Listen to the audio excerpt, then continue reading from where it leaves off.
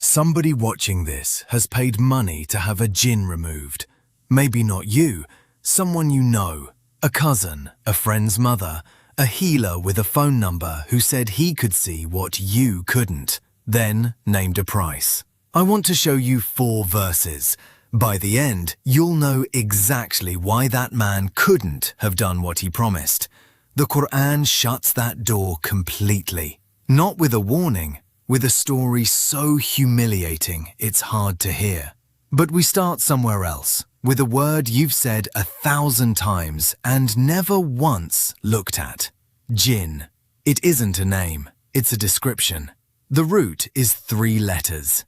Jim, Noon, Noon. They mean to conceal, to cover something so it can't be seen. You already know this root. You just know it wearing other clothes. Janna, paradise, the garden.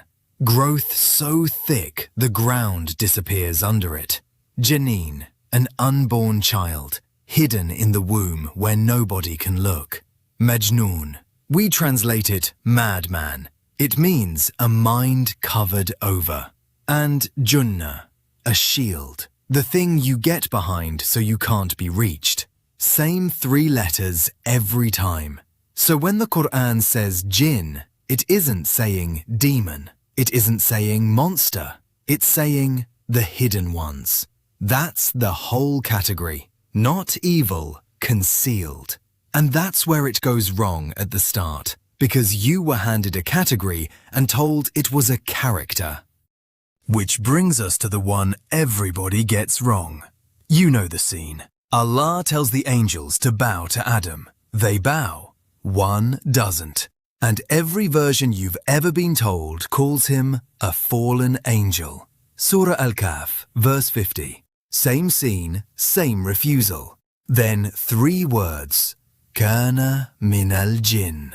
He was of the jinn, not an angel. He never was one.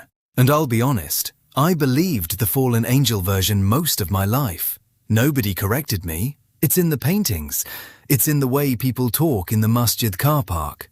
It isn't a small thing to have wrong. It's the entire point of the story. Angels don't disobey. That isn't a rule they keep. It's what an angel is. So if Iblis were an angel, his refusal is a malfunction, something that couldn't happen, happening anyway. But he wasn't. He was jinn, which means he had the one thing angels don't. A choice. The same thing sitting in your chest right now. He wasn't a perfect thing that broke. He was a thing that decided. That's why the story is pointed at you. It only works as a warning if he could have done otherwise. That's one. Second thing, they're not all evil. I know how that sounds. Every story you've been told about jinn is a bad one, because nobody tells you about the other kind. Surah Al-Jinn, verse 11. And notice who's speaking. This is the jinn, talking about themselves. Among us are the righteous, and among us are others below that. We follow different paths. They have believers, they have disbelievers, the ones who get it right, and the ones who don't. Exactly like the street you live on. 2 verses later, when we heard the guidance, we believed in it. So, jinn was never another word for shaytan. Shaytan describes what something does, not what it is. Hold on to that. It comes back at the end, somewhere you won't see coming. That's 2. You've spent your whole life reading a book that was never addressed to you alone. So what can they actually do? Sulaiman, peace be upon him, had them under his command, not summoned, given by Allah. Surah An-Naml describes his court, his soldiers of the jinn and men and birds. He needed a throne brought from another kingdom, and Ifrit said he'd have it there before Sulaiman could stand up. Surah Sa'd describes the rest in 4 words. Every builder and diver. Surah Saba lists what they made. Elevated chambers, basins the size of reservoirs, cauldrons too heavy to move. So this isn't nothing. Strength, speed, real physical power. But look at the conditions. Under a prophet, by Allah's permission. Once in all of recorded history. Never for sale. Never for you. And then Suleiman passed away. He passed standing up, leaning on his staff, and nobody noticed. The jinn kept working, cutting, lifting, carrying, building the thing he'd told them to build, for a man whose soul had already departed. The Quran doesn't say how long, days, weeks, long enough that it mattered, until a small creature of the earth ate through the wood of that staff, and he fell. Surah Saba, verse 14. When he fell, it became clear to the jinn that if they had known the unseen, they would never have stayed in that humiliating labor. They could not see a lifeless man standing in front of them. Of every example Allah could have chosen, He chose that one. Not a rule, not a lecture, a room full of them working for a fallen king because they couldn't see what was standing 6 feet away. That's 3, and it's the one that costs people money.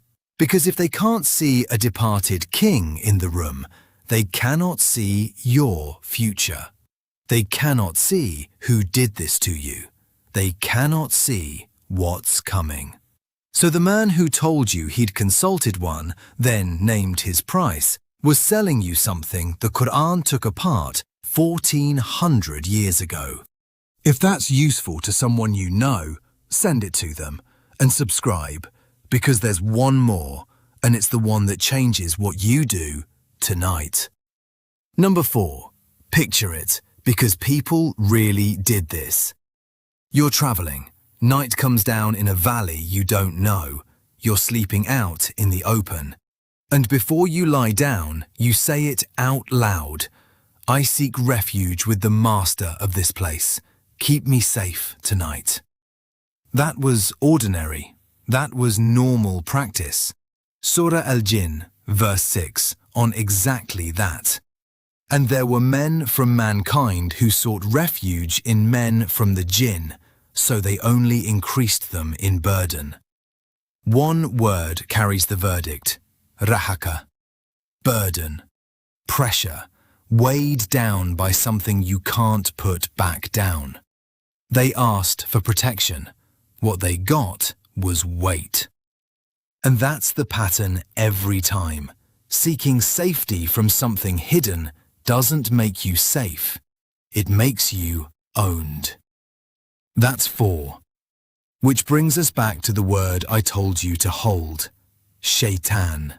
Surah Al-An'am, verse 112. Shayateen of mankind and jinn. Devils from among the jinn, and devils from among people. Then the very last chapter in the Quran, Surah An-Nas. You've recited it 1,000 times. It names the whisperer, the one who whispers into the chests of people. And then the final line of the entire book. Min al-jinnati wan-nas, from among the jinn and from among mankind.